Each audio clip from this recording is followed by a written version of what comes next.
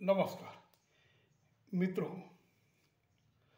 जगातले अलग अलग देश भारतातल्या कुशल कामगारांना बोलवत असतात. नुकतंच जर्मनीने गाडी ड्रायव्हर म्हणून 1,00,000 लोकांची भरती करण्याचं ठरवलं आणि त्यात भारतीय लोकांना जास्तीत जास्त प्राधान्य देण्याचा प्रयत्न केला. तसंच इस्रायलने गौंडी कामगार म्हणजे बांधकाम कामगार आणि आरोग्य खात्यामध्ये नर्स आणि कंपाऊंडर असे काम करणारे लोक त्यांना भारतातून हवेत. त्या पद्धतीने त्यांनी मागणी केली आणि भारतीय अधिकाऱ्यांनी प्रशासनातील व्यक्तीने इस्रायलला भारतीय लोकांना पाठवलं, पण ते धड कुशल नव्हती आणि ज्या कामासाठी त्यांना बोलवलं त्याची ती तरबेज नव्हती.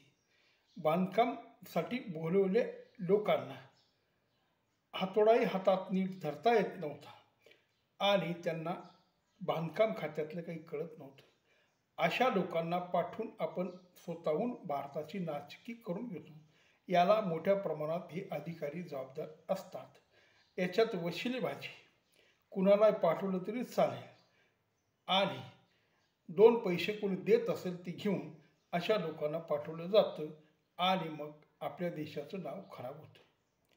खरं तर जगभर मोठ्या प्रमाणात कामगारांचा, कुशल कामगारांचा, मजुरांचा तुटवडा आहे आणि आज जगातले सगळे देश भारताला प्राधान्य देत आहेत.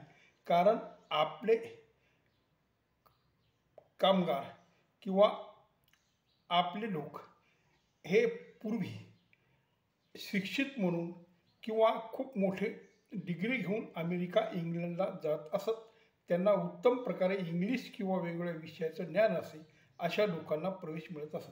पण आज इंग्लिश न बोलणाऱ्या किंवा एक साधारण कुशलमध्ये जे मोडतात असे वेगवेगळे काम करणारे मजूर किंवा कामगार यांना अलग देश प्राधान्य देत असेल तर आपण नक्की व्यवस्थित काळजी घेऊन असे कामगार पाठवले पाहिजे.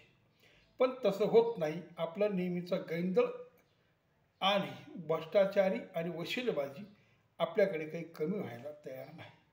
खरं तर मध्य पूर्वेमध्ये म्हणजे सौदी अरेबिया, कुवेत, बहरीन अशा वेगवेगळ्या देशामध्ये आपले लोक मोठ्या प्रमाणात पोचले आणि त्या ठिकाणी त्यांनी उत्तम काम करून प्रामाणिकपणा ठेवून आणि कष्टाळूपणा दाखवत कुठेही भानगड, तंटा, दंगल न करणारे, धार्मिकरित्या खूप मोठे ऐष्ण नसणारे असे आपल्या लोकांनी तिथं चांगल्यापैकी जम बसवला. त्याच्यामुळे त्यांना काम भेटलं, 2 पैसा भेटला आणि भारतीयाला परकीय चलन भेटले. अशा पद्धतीनं जर इतर देशात मागणी होत असेल तर आपण उलट जास्तीत जास्त लोकांना पाठवणं आणि त्यांना प्रशिक्षित करून पाठवणं, त्यांना नीटशी इंग्लिश किंवा त्या देशातली भाषा येईल असं जुजबी ज्ञान देणं अशा गोष्टी करायला हव्यात. कारण आपली देशातली लोकसंख्या दिवसेंदिवस वाढत आहे. त्यामुळे संसाधन कमी पडत आहेत. रस्त्यामध्ये लोकांचा महापूर आहे. गाड्या घोड्या मोठ्या प्रमाणात इकडे तिकडे गर्दी करत आहेत. अशा वेळेस या देशातून जास्तीत जास्त लोक बाहेरच्या देशात जातील आणि व्यवस्थित प्रगती करतील हे बघणं आपलं काम आहे.